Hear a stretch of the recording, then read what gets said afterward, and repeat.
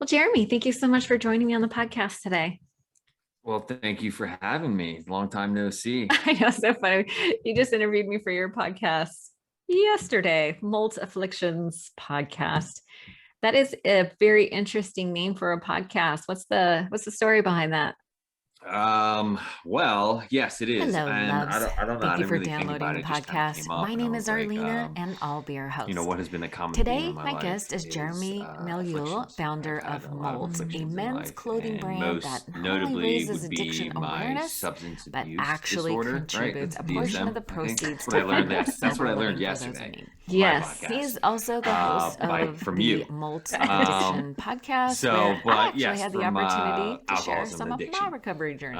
It was super So fun. that has been a In this very episode, he shares his difficult recovery time in my journey life. That from caused a lot of heroin affliction addiction, in me, and then and we also talk mental about health and attachment just daily disorders, life. family I dynamics, and feel early like recovery, we all his daily have morning recovery these afflictions that practice, we and carry with lots us more. in life, So, with and that, I hope you I feel enjoy like a this lot of times we episode don't with talk about Jeremy. them, or we try to hide them, and or we're ashamed of them, for whatever reason, being judged or not being accepted. We know the whole deal with that. And I find it inspiring when people talk about their afflictions, because it makes me feel like I am not alone. And it Yeah. also provides me some solution to hear people's stories and what they did to get through it and how they're dealing with it now or currently. So it's really about sharing the story of who we are in hopes of helping others get through whatever they're getting through, because adversity introduces us to who we are, Mhm. and we can't go it alone. Yeah, no, 100%. And I like the idea of molt, and we did like a pre-interview discussion, and we were talking about, the process that, some organisms, animals, whatever, they molt, right? Like they shed their skin. Hmm. And, snakes molt. Is that what snakes do? They molt, they shed their skin, but Shed, molt, traditionally spiders, spiders tarantulas, molt. tarantulas. We don't need to talk about spiders. Ugh. I actually have a tarantula right over there. Yep. Let me. You want me to tell you a story behind it real quick? Please. Okay, so Trained by the spiders. I live in Los Angeles, California, right near Venice, and there was this we called it the Venice Zoo. It was like Alan's pet shop, and they have all these like just exotic pets and just domestic pets and whatever. And I walked in there one day just to check it out, and I saw these terrariums full of tarantulas, and I saw this one terrarium with just one tarantula in it, and I was looking at him, and my girlfriend at the time, I mean, this was like 6 years ago. My girlfriend at the time, like, was with me, and she saw me just staring at this like tarantula, and I was kind of like just like enamored by it. And later that day, like, she caught me lost in thought. She's like, "What are you thinking about?" I was like, "Oh, that spider." And she's like, "Yeah, you really like connected with that thing, didn't you?" I was like, "Yeah." She's like, "Well, what about it like made you connect? What about it like caught your attention?" And, I started describing the spider. I was like, it's like, it's a scary looking thing, but it's actually like really like fragile and like Oh, yeah. soft. And they're actually super like sensitive, and they're important. They have an integral part in society and ecosystem, because without spiders, like, we wouldn't, we'd be overrun by bugs and pests and stuff. And Yeah. anyway, I described it in such a way where she made the connection, the awareness that, like, well, wow, it sounds like you just like described yourself. I was like, it's just like, it looks like it's this big, like, this scary thing, but actually it's really not. It's just like this little Mm. thing that's existing, that has a purpose in its life and is misunderstood, Aw. and I felt like I've been misunderstood my entire life. And I felt like I've always had a purpose. And at that time, I didn't know what my purpose was. Right. So I was also not only craving to understand who I was at the time, like who I was as a person. Right. But I Mhm. was also like dying to know what my purpose was in life and to feel Mhm. understood. So I made that connection. I'm actually getting goosebumps talking about it. So I went back the next day and I bought it. I bought the spider, and I'm a huge Spider-Man fan, like Marvel Comics. I'm a 39-year-old child, and like downright obsessed with Spider-Man. And so I named my tarantula Parker after Peter Parker, who is Oh, Spider-Man. So his name's Parker. Parker. I was just about to ask you what his name was. Yeah, and that actually segues into the name of my clothing brand, and it's called Molt because I remember when I bought my spider, my tarantula, about I don't know 2 weeks later, I had an event that changed the course of my life, and it was downright earth shattering. I had a mental nervous breakdown, whatever you want to call it. I just call it that because it just doesn't. I don't think it does give justifies what I was going through. Like, Hmm. but I just had a gnarly experience. It shattered me to the core, and I haven't been the same ever since. But that was my kind of my molting phase in a way, Yeah. one of my molting phases. But prior to that, my tarantula had molted like basically like the day before. Like, so I just felt like there was always this synergy. It sounds like pretty Oh, woo woo wow. or whatever, but like there's a connection I there, love woo woo. you know, Yeah. and every time that he's molted, pretty much a significant life event has happened. Not like it's either good or bad, but like something has changed in my life every time that spider's molted. So That's pretty intense. yeah, Yeah. You and Parker have a lot of similarities. we do, we do, yeah. But yeah, so that's the I don't know if you asked me what the meaning behind the name Molt was. I don't remember. My attention span sometimes is a little, Well, this will be a fun short. conversation then, because neither do Okay. I. Nice. But yeah, Listen, so my it's fine. clothing brand, I was It's like, mold. yeah, I decided to create a clothing brand because I had a necessity. I couldn't find a shirt that fit me. And I was really irritated buying t-shirts, hoping that they would fit the way they did. So I just decided one day to create my own, work with a pattern maker in Venice, California. And I started Wow. sourcing fabrics downtown LA. And in that process, I didn't have the intention of turning it into a business, but in that process, I fell in love. I fell in love with the process. And I was like, you know what? I'm going to design a whole like line and I'm going to make a business out of this. And while figuring out what the name should be, it just kind of popped to me because with everything I try to do in my life, like just everything, I try to have like meaning behind it. I'm a really Hmm. sentimental dude and Hmm. somewhat like dramatic and cheesy in a lot of ways. Dramatic. Yeah. And so I don't know the Dramatic is name. interesting. I don't know why that being dramatic gets such a bad rap. It's like Yeah, because it's otherwise. used What's the as what's the like opposite? an insult. Flatlining. Yeah, like Boring. you're so dramatic. It's like, okay, well, Yeah. sorry. So that's how, and I just like molt. And then from that, it was like, oh, I want to tie it to my recovery, and I want to tie it to a strong like service mission, and Very cool. with addicts using models. All my models are recovering addicts or alcoholics. To raise addiction awareness and to help Hmm. shatter that stigma, because as we know, stigmas in any area of life are bad, but like in addiction specifically, just because like stigmas not only hurt the person who the stigma is on, but also the people in the life in their life, because they feel like they judge them or they don't really quite understand, so therefore they're not able to really give the help that that person needs because of that stigma. I don't know Yeah. if that even came out right. Well, I think Sorry. it did. I mean, I was able to follow you, so there's that. Okay. But and no, I it's think, important to have. You talked about feeling misunderstood and wanting to have purpose, and those are like very big.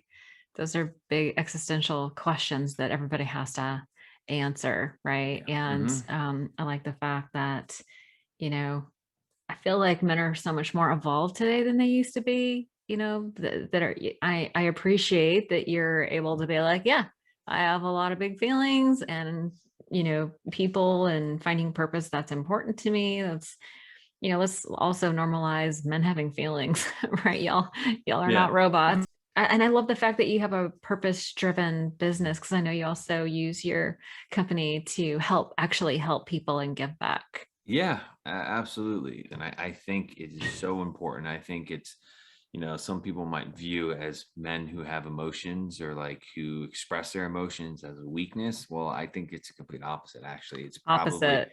to me, it shows a sign of strength, Yeah. because if you can become aware of your emotions, right, or what are your feelings, And if you can expose them to yourself, first of all, and then to Mhm. others and share them with others, that is you addressing your fears, right? And Yeah. what is more masculine and more courageous? And it's not just, but we're talking about men here, but more Yeah. courageous than that than to face your fears, Facing your fears. Yeah. right? There's And nothing to more be stronger than vulnerable. that and to be vulnerable. And you have to be vulnerable in order to face your fears. So I'm It very brings open with that. I love that. I mean, that brings up an interesting idea that I've been sort of mulling over. I had a situation recently where my aunt came to be supportive through my mom's passing. Hmm. And a common refrain from her was that she needed to be strong, meaning not cry, right? Not break down, not cry. And I don't judge her for the way she's a very strong woman. Like she was an executive in Mexico City when, she's in her 70s. So, and back in the day when there were no women executives in a Sure. machismo society, right? Um, she was just cool. She's just always cool and whatever. But her repetitive refrain was, I need to be strong for you, meaning don't cry. And I would watch her like go on walks, or she would pace a little bit to sort of like move her body to process. But I was thinking, is that strong? Or is it because I'm like you, the mindset that it takes more courage, or it takes courage. I shouldn't qualify like more courage, but it does take courage to feel your feelings and process them. And, Yeah.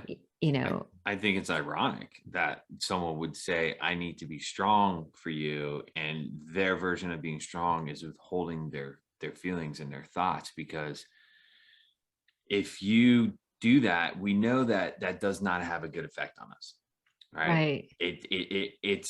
You're not really doing yourself a service if you withhold your emotions and you withhold your thoughts and you're not processing it, right? Not So processing. if you're not at your best, how can you be at your best and and strong for that person?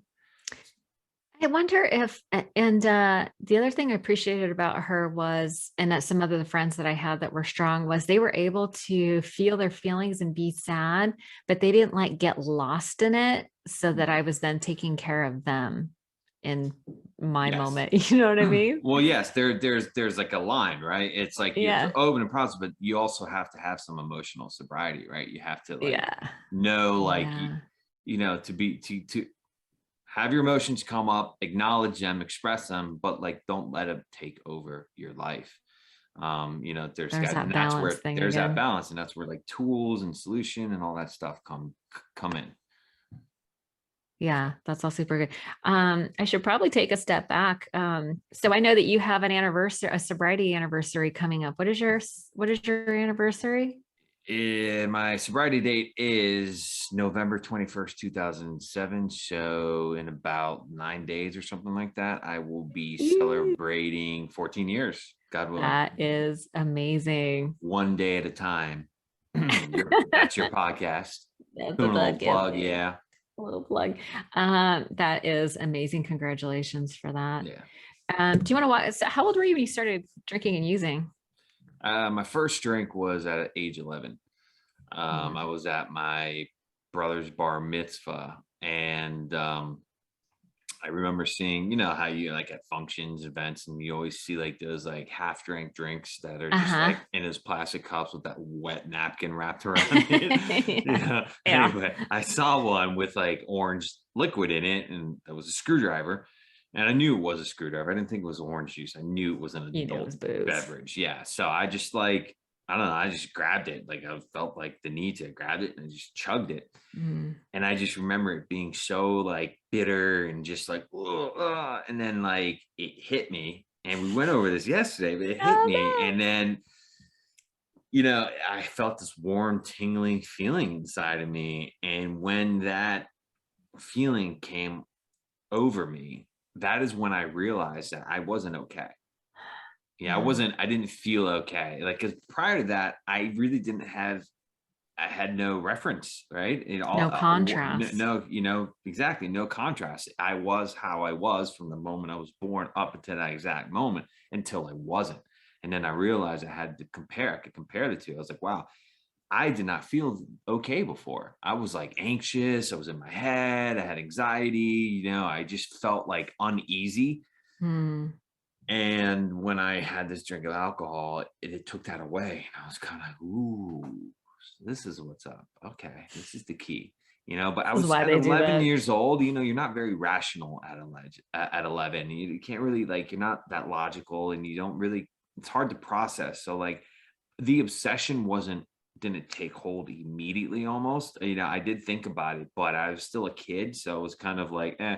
But it wasn't until like maybe like 2 years later till I just went after it. I found weed, and yeah, I started smoking that, and pretty sad. I had to wake up in the morning to go to school after I couldn't fall asleep while listening to MASH. 'Cause we just um War torn. Oh, you couldn't sleep listening to war stories? That's weird. yeah, I know, That wasn't shocker. soothing? Yes, Okay. but like I'd wake up, early in the morning, I'd take the bus to school, but the first thing I would do is I would go into my bathroom, and I'd open the bathroom window, and I like made like a makeshift like bowl, I guess, or whatever, the paraffin device to smoke weed out of. It was out of like a Coke can, and I'd scrape the Mhm. paint off, and I'd take my mom's corn huskers to poke the holes, right? And then I'd put the weed in it. Like scraping the paint off was like, my biggest concern there, I right? did not Because know to like, do that.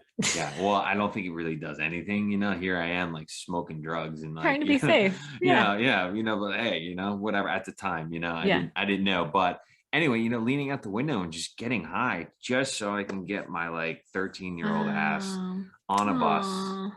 to go to school What to function. happened? What happened to you that you felt the need to do that so young? I never felt comfortable with who I was. I never felt at home in myself, and I was Mm, extremely sensitive, and I had a really hard time processing my emotions, my thoughts, feelings, and I had a very hard time expressing them. And mhm. I felt trapped inside myself, and I felt like an exposed nerve at all times. I just felt like I couldn't function. I could not handle life, and I That's felt an like this was the interesting, answer. that's an interest sorry to interrupt you, but that's an Uh, the exposed nerve, that's a term that I use to describe early recovery Yeah. because, I was so medicated in the beginning that, Well, you yeah. take all that stuff away, then because I was overly sensitive, just big feelings and in the, drugs and alcohol medicated my feelings. And then when those were gone, I felt like a raw nerve ending, Yeah. just I mean, exposed and just like feeling everything for this first time. It was really scary. yeah. I mean, you're feeling everything for the second time, actually, right? Oh, Because we felt like that the first time, which is why we medicated, which is why we use yes. drugs. It's just a rewind. It's just a recall, right back to where Yes. we were Good before we point. started using. So, Very good. yeah, Yes. Did you have trauma in your childhood I that you did. can? Hmm. Yeah, I did. Trauma is one of those things where people think that like, oh, it can only be like sexual abuse, or like you witnessed an explosion, or like, A car oh, crash or murder or something like that. murder. No, Yeah. like trauma is not that. Trauma, I don't know the It's not exact only that. it's Yeah. not just, yeah, sorry. It's not only that. Of course, that's Yeah. traumatic. Yeah. But trauma is, and it's on a case by case. Everybody's different. Everybody perceives certain things differently. Yeah. My older brother is a lot more stoic and a lot Mm. more like less emotional than I am. So whatever affected me might not have affected him at all. Right. Yeah. We're just built differently. But yeah, I have had some like emotional trauma, some physical trauma growing up as well. I had lived in Physical a, trauma like parental discipline or yeah, parental discipline. I grew up in a very old school household. okay. So Spare the for rod, them, spoil the child. yeah, it's very, it's just old school, and that was a Yeah. cultural thing, Yeah. and for me, that was kind of like, I guess that was normal. And Yeah. I might add that my parents loved me very much, and they did Okay. everything out of love, because Mhm. they thought that's, they were just That's how they were enacting. raised. That's how they were raised. They were just, what, generational trauma or whatever it is. It's Mhm. like, so, but it's funny, you actually, real quick, last night I was actually able to confront my parents about that. You And did last night? last night I was on my, I called them on my drive home from downtown, And they asked me about my podcast, and they said when it's going to launch, and I was like, it's going to launch this Tuesday. And they were like, oh, it's great, I can't wait to listen. I'm like, I was like, here you go. I was like, listen, I just want you to know I love you all very much. But there are some things I talk about that you might not want to hear. And they're like what? And I basically told them that, like, what I experienced in my life and in my childhood has has affected me, and has caused some things that I struggle with today, and it's caused a lot of pain and suffering for me. They're like, "What? We didn't know." They're like, "Give me an example." I was like, "Let's not go there," But then I did tell them, I was like, "Okay, fine. I can give you one example. As a kid, when you're a kid, you don't really know, you're not rational, right? You look at your parents as pretty much God. So you're a provider, they're your source Yeah. for everything. And when they are mad at you, or when they discipline you and stuff like that, like, we don't really have the capability of understanding that it doesn't really, it's what they're trying to do is to help us, right? So we internalize everything. We don't So have any we context. don't have any context. I'm bad. I'm bad. I'm bad. That's what I think, And Yes. Yeah. my parents would give me, if I like messed up or I did something bad or whatever, and they were mad at me, they would give me the silent treatment. And and they wouldn't talk to me. They would just walk around the house like, I'd be like, Mom, Dad, they just want to talk. And I would feel like, oh shit, like, here I know I messed up, Abandonment. right? Yeah. Right. And then now I'm like, I want to like be forgiven because like they're my world. Yeah. So, and they're not acknowledging me. So, like, not only like do I already feel like shit, but it just reinforces that. And then I'm left to my own thoughts and feelings about how that feels. And that's not like it happened once, it happened multiple times. It Yeah. happened all the time whenever I got in trouble. Systematic, Systematic, persistent, yeah. pervasive trauma. So that creates this Belief system. belief system, Mhm. exactly. And then also what neuroplasticity, right? Your thought, your brain, your thought goes certain patterns, and it just, so anytime anything like that happens, and that translates into romance for me today. Oh, yeah. If I am getting ghosted, or if someone is not getting back to me, and I'm an anxious preoccupied. That is my attachment style. I don't know if you know about attachment theories, but I'm an anxious preoccupied. Anxious, Um, preoccupied. yeah. So there's three attachment theories styles. I don't think they're theories, but whatever. They're styles, and it's secure, which I'm definitely not. That's 50% of the Weird. population. 50% of the population is made up of secure attachment styles, meaning 50%. 50%. That I'm They not. haven't talked to everybody. Well, yeah, but that's based off of the books and the research that I've Okay. done. I'm just playing. 50% I is don't know. like, no, yeah, I mean, yeah, it seems like a very like Seems pretty high. exact, yeah, it does seem pretty high. But the other 50% are composed of the avoidant, which is the third attachment style, and the anxious preoccupied, which is my attachment style. So, Okay. So um, when you get ghosted, you're like, this is the girl for me.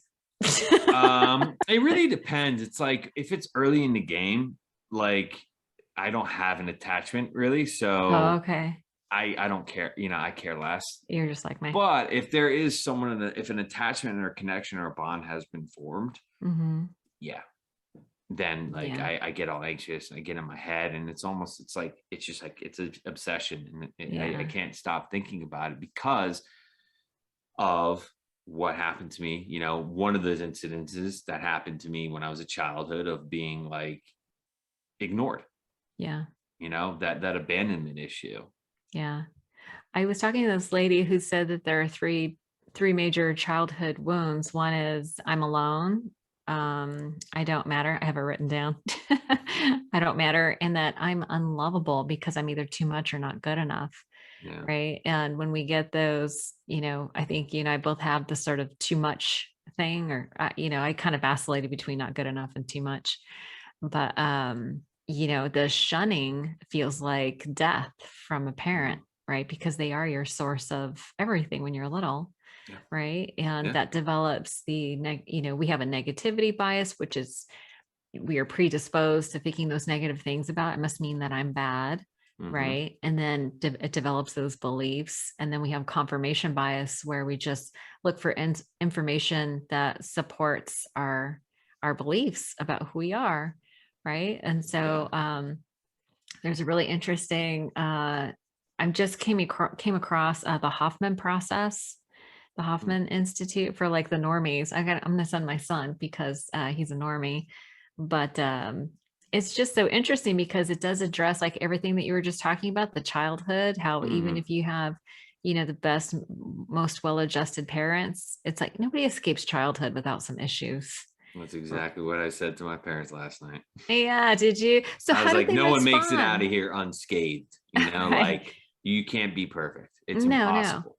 no. And it's not because it's not about them really. At the end of the day, it's about, and I like the neuroscience around all this because it sort of depersonalizes us. It Mhm. depersonalizes the process. It means that we don't have character defects. We're just like, this is how the human brain works. It's out of survival.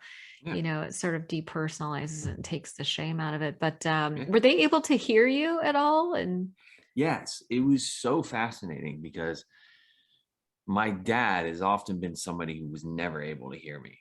At least mm, I perceived that, right? And me and my dad were kind of always at odds and we always butt heads. mm. And I always felt like my mom was kind of my safer area of the She two, was like but the nurturing parent.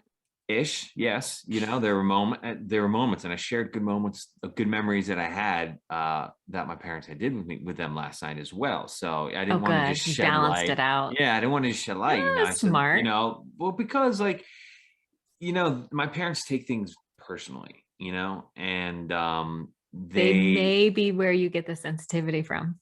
yes, yes. I think my dad is very sensitive. Yeah. You know, and I don't know if he'll admit that, but I recognize me and my father a lot. Mm. And I often think that I got my alcoholism from my dad's side of the family, although my dad thinks I got it from my mom's side of the family. Well, that's So convenient. yeah, uh-huh. Anyway, Anyway. yeah, so I you know, my dad received it very well actually. And I think, you know, I had some moments in my life where I really had to like sever the cord in a lot of ways. I Mm. had to individuate. And my family's very tight knit in a way, like it's very like family first and everyone else is the enemy kind of shit. You know what I mean? Like Okay. blood is thicker Hmm. than water, you know, like yada yada, and Stick like together. Yeah. always stick together. That's a cultural thing, right? Hmm. And my brothers still live in the same town they grew up in for the most part. They all live within like, you know, 5 miles of each other and they're very much all in each other's lives. And I left. I'm from the East Coast. I'm from Washington, D.C. area. And I Mm. left, you know, 9 years ago. And when I got here, that is really, you know, my first step to individuating was when I got sober. Mm. And I kind of was starting to do my own thing. And I knew that this was going to be the way for me. Like I had to go to AA. And I'm share a quick story. I'm going a lot of places right now, but I You go. swear Go. I'm following. it's Yeah. all going to tie together. It's all good. And it might not. I don't know. Sometimes I lose my train of thought. And but anyway, I remember I got out of rehab.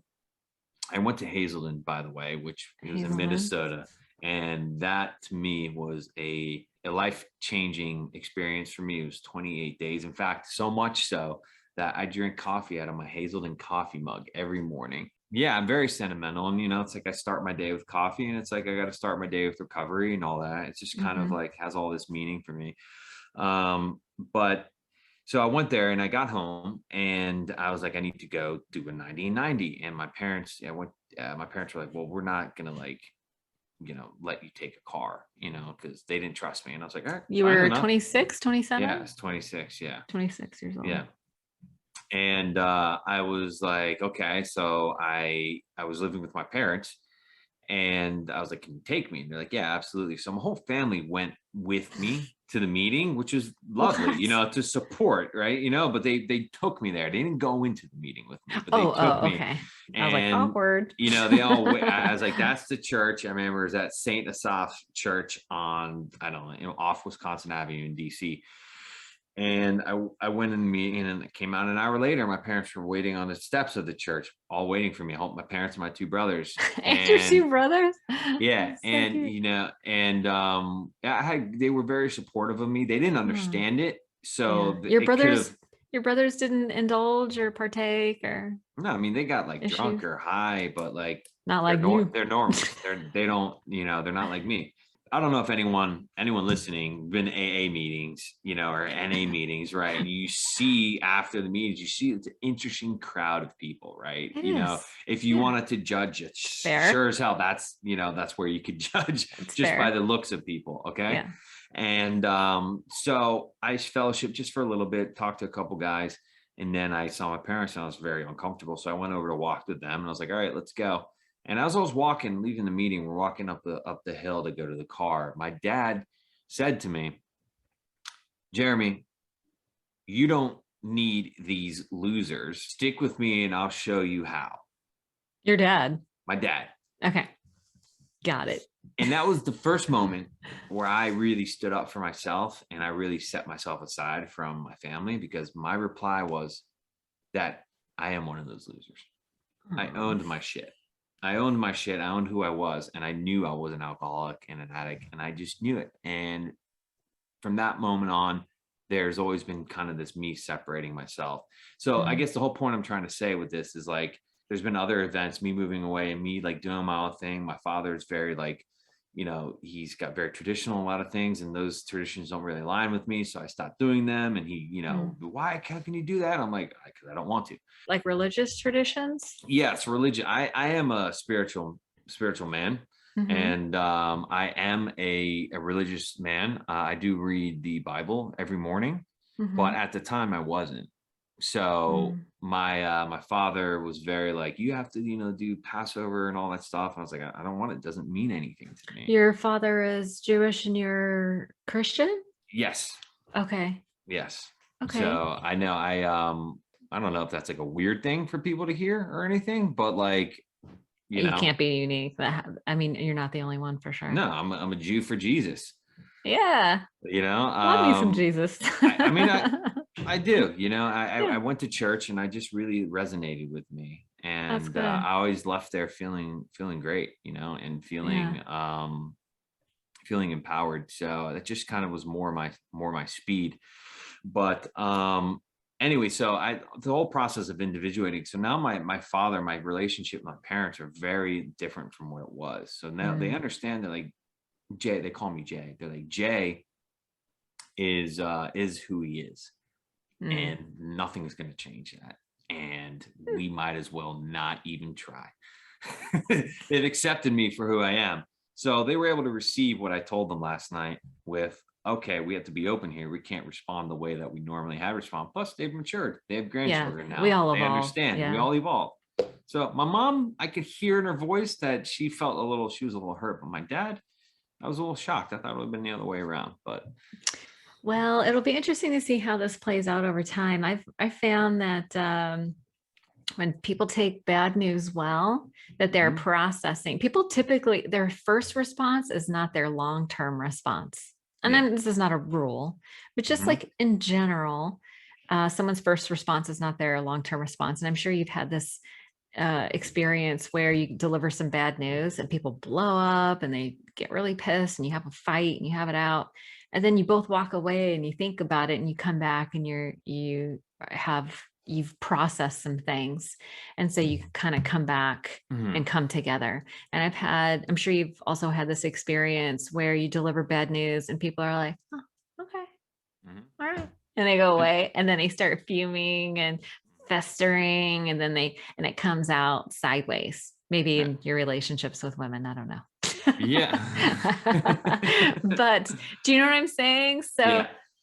it'll be interesting to hear how I'll have to check on you in a week or two to see how things, like if your dad has processed this, if he truly is a piece, that's awesome. It sounds like your parents have a lot of acceptance around you. Yeah. But I've just, I always kind of keep that in the back of my mind when somebody takes bad news well, kind of makes me a Mhm. little nervous. Sure. Yeah. I mean, we'll see what the effect. Who knows? They could be gnawing on that right now. I'll speak with them later because it's Friday today, and I call them on Shabbat. And Shabbat. So yeah, Yeah. Oh, wait, so are they still back east? yeah, they're still back east. Oh, okay. Yeah. So Very I'll call cool. them and I'll gauge. I can always tell by the tone of their voice. I'm super empathic. Like Yeah. Oh, I can okay. feel the energy in any room I walk into, and that's also Yeah. like a good thing and a bad thing. I can read people very That's well. typically a survival skill. Yeah, that's kind of what I had to. It was like a lot of like up and down in my household. Like my dad in a good mood, this and that. Like there Right. was a lot Yeah. of like, my parents grew up like they started a business. Both my parents worked Mm. raising the business, you know what I What mean? kind of business were they in? My dad was actually a hairstylist, and he started a salon in Washington, Oh, D.C. So cool. my dad is Parisian by way of Tunisia. So he migrated from Tunisia and went to France, and because it was a French colony, Tunisia. And Mhm. that's where, like in France, he just fashion and hairstyle. He wanted to be in the fashion industry. He got into hair and then came to Very cool. DC and started a salon and all that, yada, yada. But so my parents would be working all the time, stressed. They had two kids, and well, they just had me and my brother for a while, and then 5 years later, after me, my little brother came. But Mhm. there wasn't a lot of calm in my house, and my mom would come home expected to do all like make dinner because she had to make dinner every night. Did she work in the Uh, salon too? yeah, yeah, oh, absolutely. She'd go early in the morning and come home at like 6:30, 7 at night or whatever, cook dinner, get lunches ready for school, all that stuff. And she's so focused on getting the task done because she has such a long day and she's exhausted that like Mm. sometimes paying attention to her kids was kind of like she would have a short fuse. Yeah, So, she's tired. yeah, Yeah, she's tired. And I understand that as an adult now. I can I comprehend know. that. I'm a rational being. But Hmm. as a kid, you don't. So you think Mm-mm. that you're not worth the time, you're unlovable, all that stuff. So I mean, Hmm. hence, like, there's just so many incidences that happen. Well, what happened to make you want to go to rehab? I was on the verge of being homeless, and I was smoking crack and shooting heroin daily. You were. Oh, Uh-huh. oh, Yeah, and I was 135 pounds, oh. and I my life How was tall I are was you? I'm like 5'10" and a half. Okay, so I'm like one 135. yeah, I'm 180 right now. So just to give you an idea, and I'm at like a healthy weight. Fun Yeah. fact, I went into rehab in Hazelden. It's a 28-day program. I went in 135 pounds. I came out 28 days later, 195 pounds. Just give you an idea. So you just sat around and ate most of the time. Oh, that's that. People like, where are you putting this shit? I walked in with jeans. I left Hazelden We had with to give you some sweatpants. sweats. That's it. I couldn't fit in anything. I all my clothes were done because I was so skinny. 28. Your poor body was just like, Yeah, I was emaciated, and oh God, that must have been so hard for your parents to see. yeah. But when I got home, they were so happy, and Yeah. We're like, we have Jay back. Yay. yeah, and yeah. So that's really was. I just hit my bottom, and I remember I tried to pretty much kill myself, and You I wanted to be sober? I didn't know what else to do. Right? Right. I didn't know what else. I didn't know how to stop. I didn't think that was a possibility. I Mm. just did not. I could not do anything. All I could do was smoke crack, shoot dope, and eat Twizzlers and Reese's peanut butter cups. That was me. That was all. That was my Oh existence. my God. And so I had lived with my parents, and my parents had kicked me out, and I was like, I don't have a home. So I took full bottle. I don't even remember what kind of sleeping pills they were, but I mean, I just like fuck, took it all. You're And like, I'm done. then I woke up in the hospital, and I woke up in a hospital alone, and like tubes in me and all this shit. And I just remember that moment. I was like, it was such an ethereal moment. There was like a distant chatter at like a nurse station down the Mm. hallway, and the lights were off. It was all the air was like cold as hell in hospitals, but Why? it felt like I don't know, it just felt like this cool blanket over me. And it Mm. was very like, I'm like somewhat of a poet, so at least I like view life in poetry. Mhm. And I just had that moment, and I just remember I was like, I'm done. Like I can't do this Oh. shit anymore. Like I almost died, and I need help. And that's when I admitted And your parents at the put you time. in Hazelden? Yeah, my mom thought tooth and nail. I went to the detox program at the hospital, and they're like, they're like, you need to go to rehab. We recommend that. And I was like, done. Let's go. scared shitless, but I was like, let's do it. So they're like, Wow. Hazelden's a great one. We recommend it. My mom's like, okay, well, to take insurance. She's like, yeah, but insurance never wants to pay for anything. So my mom had to fight tooth and nail, and insurance ended up covering all of it. Oh, thank God. Yeah, so I went to Hazelden, and I think that is a rehab done right. We had cots. We shared rooms with other men. There's no frills. It was very much like you're not here to get pampered. You're here to work on yourself. And Hmm. I had chores. We woke up early. We had to go to places on time. We had to work steps. We had to do meetings. We had to take care of ourselves. We had to learn how to function. We had to learn how to take care of ourselves and not have other people take care of us, because Hmm. we just didn't know how to do that for ourselves. So Right. I don't know Yeah. how it is today. I'm sure it's still the same similar program, which is why they're so successful at what Yeah. they do. But yeah, That's very cool. I'm so glad that you only had to do it one time and you were ready for it. And I was here one you of them. I are. mean, I did some outpatient bullshit. I got in trouble with the law, and they're like, you have to go this and go that, and like, you know, I'd find a way. Like I remember I threw myself down the stairs and broke my wrist in order to like be able to get pain pills, in order to get a prescription during Oh my outpatient rehab, God. in order to be able to say I can pee dirty, so opiates would show up in my system. Right. This is why they're like, oh, okay, so I wouldn't get, I was court ordered by getting a DWI. I was super crafty, and getting high was my only concern and my only priority. So I would do whatever it takes. I mean, I did some dumb, crazy shit. I put myself, at the time, a skinny white Jewish kid from the suburbs going down to Baltimore, like the freaking like the like, you ever see the show The Wire? Yeah. Yeah, that's where I'd go. Like really gnarly shit and some Yeah. dangerous people. And I'd be down there just like almost every day copping. And like, Oh, I met with some really bad people, and I was surrounded myself with some really bad people, some dangerous people, got myself in some pretty fucked up situations.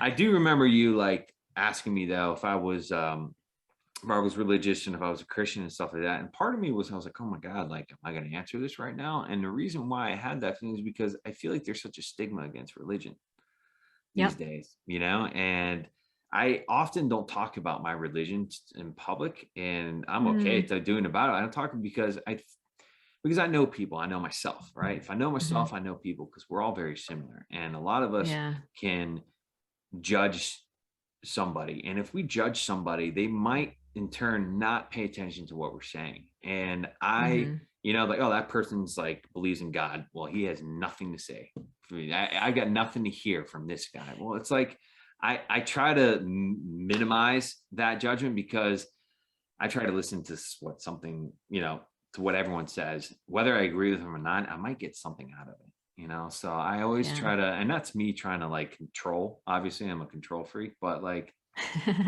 Welcome to the club. I don't know if that It's makes all sense good. or whatever. Yeah, absolutely. Yeah. Absolutely.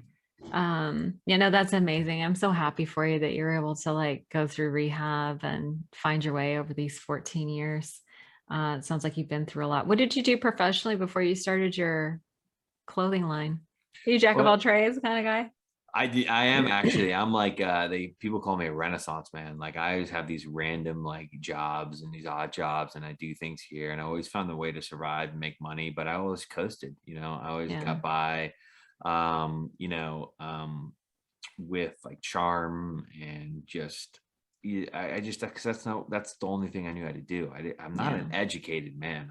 I went to school, but I didn't learn shit in school. Like I really didn't. Like I That's didn't what pay they say. attention. I didn't apply myself. I basically did whatever I needed to do in order to get by.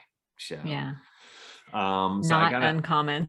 yeah, so I got Not into, uncommon. and that's a regret of mine, because I wish I had paid attention in school, but now I have to work really hard in order to like start my business, because I feel like there are definitely some things lacking that maybe would be a lot easier had I paid attention and applied I myself. don't know. But You're an entrepreneur, and I have been living the entrepreneurial lifestyle for a while. It is not yeah, easy, and no, it's it not. does require a lot of hard work. So you're in good company, that's for sure.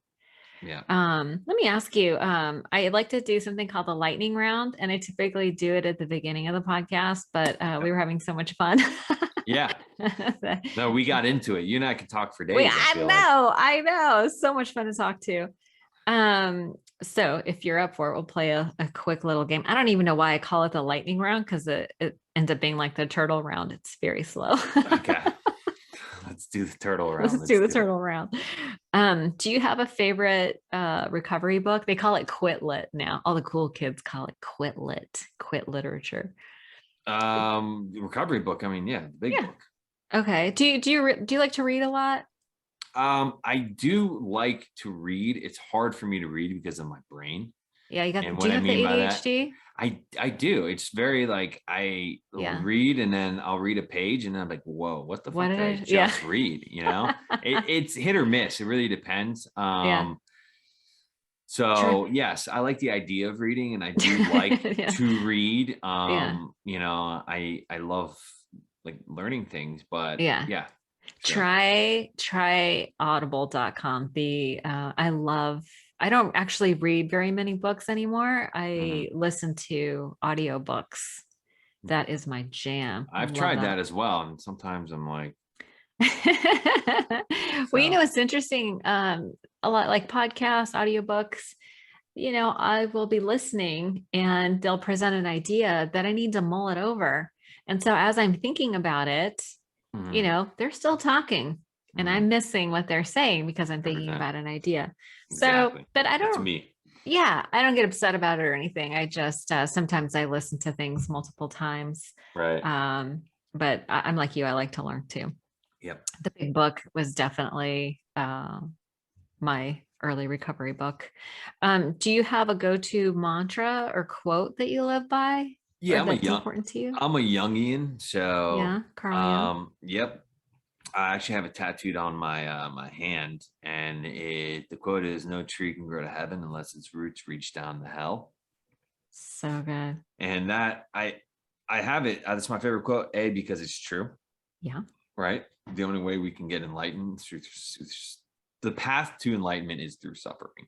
At Yeah. least that's been my experience and a lot of people's experience, and apparently Carl Jung's experience. Um, and it also is a reminder too, when I am suffering and I'm going through a hard time, that this is for my higher good, right? This on the other end of this is the light. So Do you have a regular self-care or recovery routine? Like, do you have like regular meetings that you attend, you pray, meditate, you read the Bible in the morning? yeah, pandemic really kind of shook up my meeting schedule. Yeah. I was doing 5 meetings a week prior to the pandemic, and then that kind of thing. And I just Zoom was just very sterile for me and didn't really quite do it. So I got a Hmm. little crispy during that time, a little dry. Yeah. But I wake up early in the morning. I wake up at like 5, and I make my bed immediately. It's the first thing I do, and Hmm. then I take a cold shower. It's the second thing I do. I have a friend who wrote a book about taking cold showers.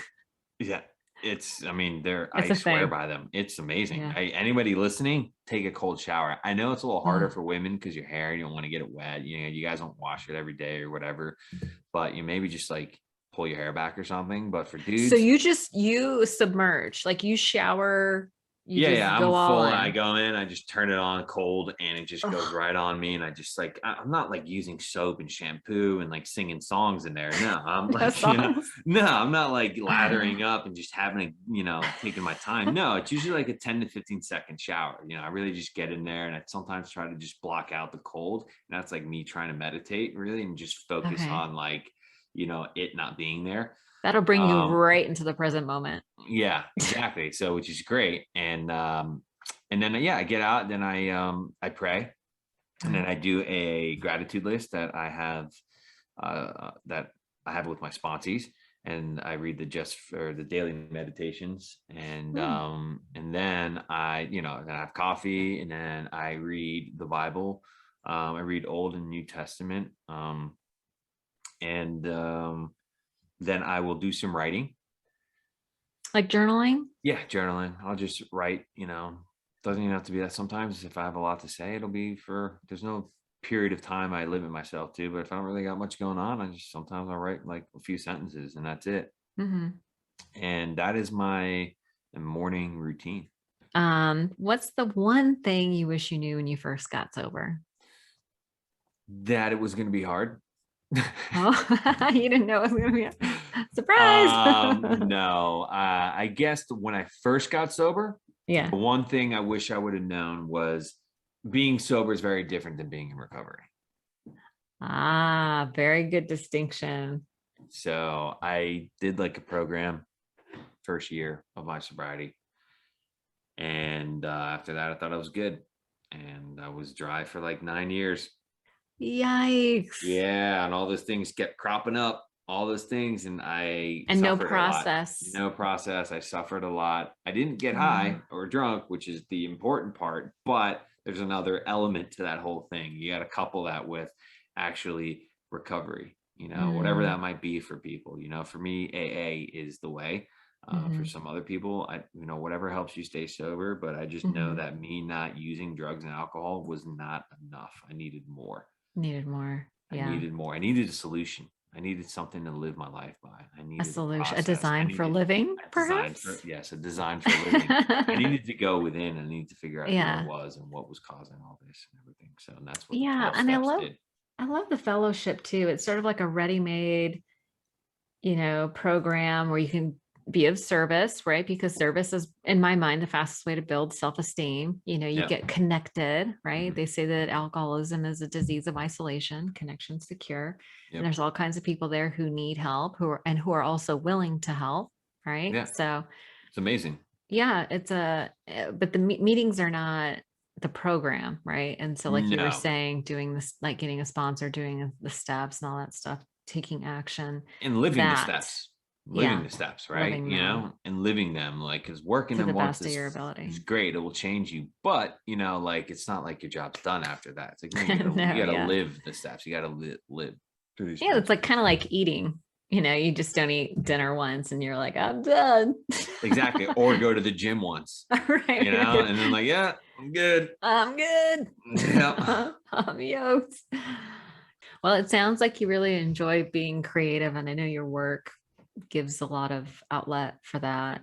But it's so interesting that I remember one time, especially when my kids are little, my buddy came over and he was like, "What are you guys doing for fun?" My husband and I looked at each other. We're like, "What is this fun thing you speak of? Yeah. Like, What? what are you talking about?"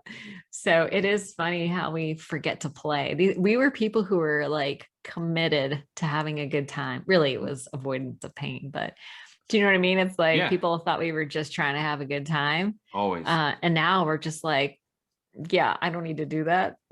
Yeah, I So mean, weird. yeah, I mean, because we want to be the complete opposite, right? And I think a Yeah. lot of behaviors that we associated in the Yeah. past, or a lot of behaviors from the past we associated with bad. You know what I Right. mean? Yeah. So it's hard to separate. It's like, having fun sometimes is like not good because that means I'm like slipping into You're old doing patterns something of behavior bad subconsciously. I think I don't consciously think subconsciously. that. Well, listen, Jeremy, I thank you so much for spending time with me this morning. You're such a pleasure to talk to. I love the Yeah, work that you're doing. You have an thank amazing you. brand, and I know that you're helping lots of people with your purpose-driven work, which is really important. So, Yeah, thank you so much for having me. I thought this was so much fun, and you're awesome. And I'm sorry if I talked a lot and just derailed a bunch of what things, talked on everybody. a But podcast? How dare well, you? I mean, I don't know. Like I like to talk sometimes. You know what I mean? And like I can Yes. just go off. So Well, we'll definitely have to do a round two. I like when people pay attention to me. Yeah, me too. So. A validation I junkie, need that validation. Give attention it to junkie. me. Exactly.